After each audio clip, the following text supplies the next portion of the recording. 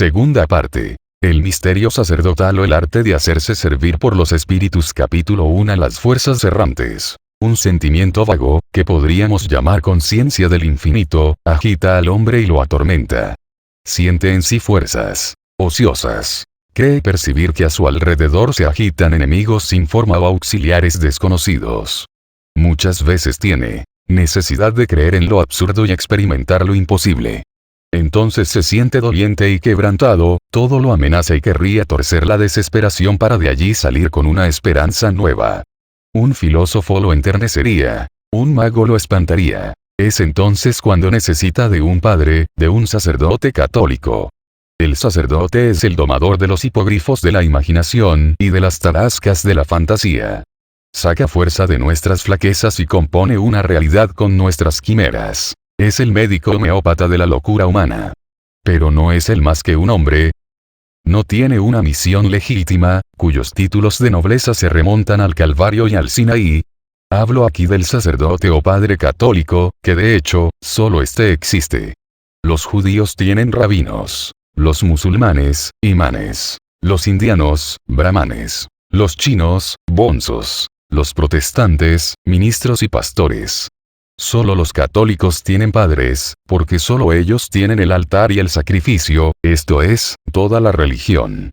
Ejercer la alta magia es hacer competencia al sacerdocio católico, es ser un padre disidente.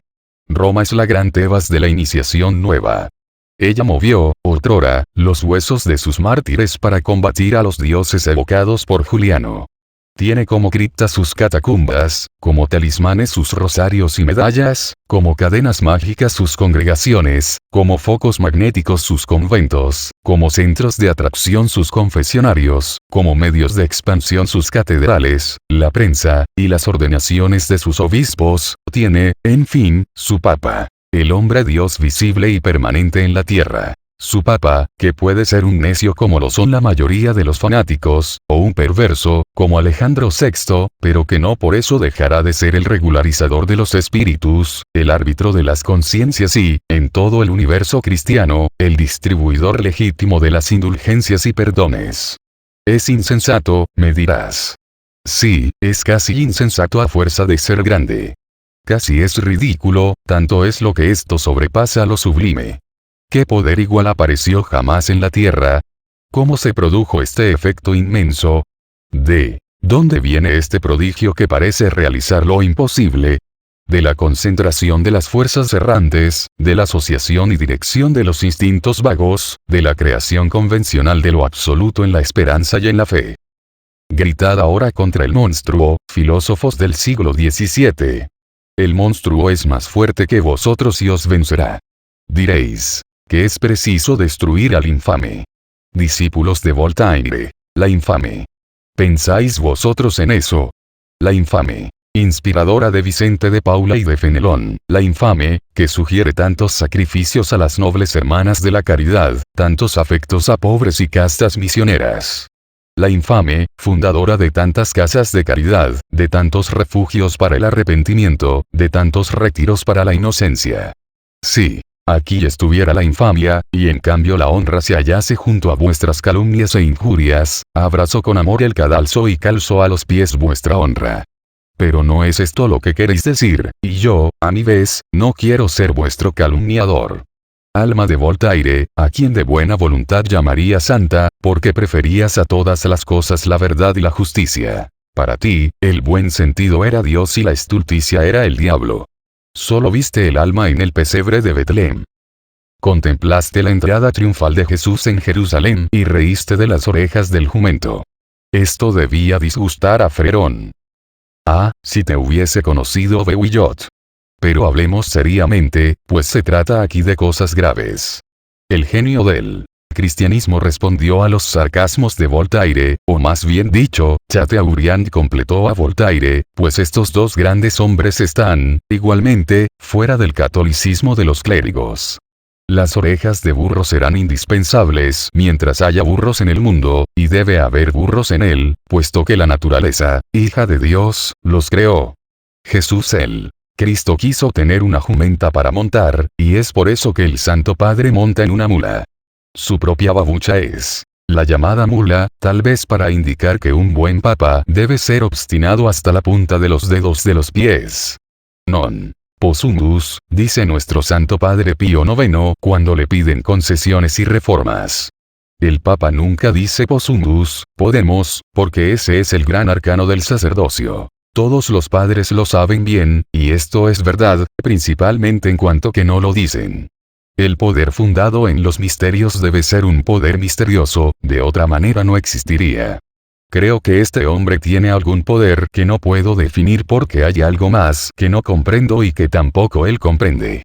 Por tanto, debo obedecerle, pues no podría decir por qué no le obedeceré, no pudiendo negar la existencia de lo que no sé, existencia que, además, él afirma con igual razón. Siento que esto no es razonable, pero estoy muy satisfecho porque él me dice muchas veces que es preciso desconfiar de la razón. Solamente hallo que esto me hace bien y que pensar así me tranquiliza. Tenéis razón, Charbonnier. Amores abortados o desilusionados, ambiciones repelidas, disgustos impotentes, resentimientos amargados, orgullo que aspira a descender, prejuicio del espíritu agotado por la duda, arrobos de ignorancia por lo desconocido y principalmente por lo maravilloso, temores vagos de muerte, tormentos de mala conciencia, necesidad de descanso que nos mueve sin cesar, sueños sombríos y grandiosos artistas, visiones terribles de la eternidad. He aquí las fuerzas errantes que la religión reúne y con las cuales forma una pasión, la más invencible y formidable de todas, la devoción. Esta pasión no tiene freno, porque nada puede retenerla o limitarla. Ella se vanagloria de sus excesos y cree que la eternidad comienza en ella.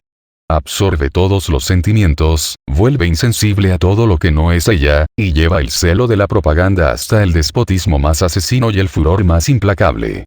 Santo Domingo y San Pío V son reconocidos como tales por toda la Iglesia y no pueden ser renegados por un católico sumiso y de buena fe. Se comprende cuán poderosa palanca puede volverse la devoción en manos de una autoridad que se declara infalible. Dadme un punto de apoyo fuera del mundo, decía Arquipímedes, y yo dislocaré la tierra. Los padres católicos encontraron un punto de apoyo fuera de la razón personal y dislocarán la razón de la humanidad. Viendo que los hombres no llegaban al conocimiento de Dios por la ciencia y por la razón, nos aprueba, dice el príncipe de los apóstoles, salvar a los creyentes por la absurdidad de la fe. Adversarios de la Iglesia, ¿qué tenéis que responder a esto? San Pablo habla, como él dice, con la boca abierta y no pretende engañar a nadie. La fuerza religiosa del dogma está en esta oscuridad que hace su absurdidad aparente. Un dogma explicado deja de ser un dogma, es un teorema de filosofía o apenas un postulado. Siempre quieren confundir la religión con la filosofía y no comprenden que la separación y la distinción, no digo su antagonismo, son absolutamente necesarias para el equilibrio de la razón. Los astrónomos piensan que los cometas son errantes solo en relación con nuestro sistema, pero que siguen un curso regular que va desde un sistema a otro y describe una elipse cuyos focos son dos soles. Lo mismo acontece con las fuerzas errantes del hombre. Una luz no les basta, y para equilibrar su vuelo les son necesarios dos centros y dos focos. Uno es la razón y el otro es la fe.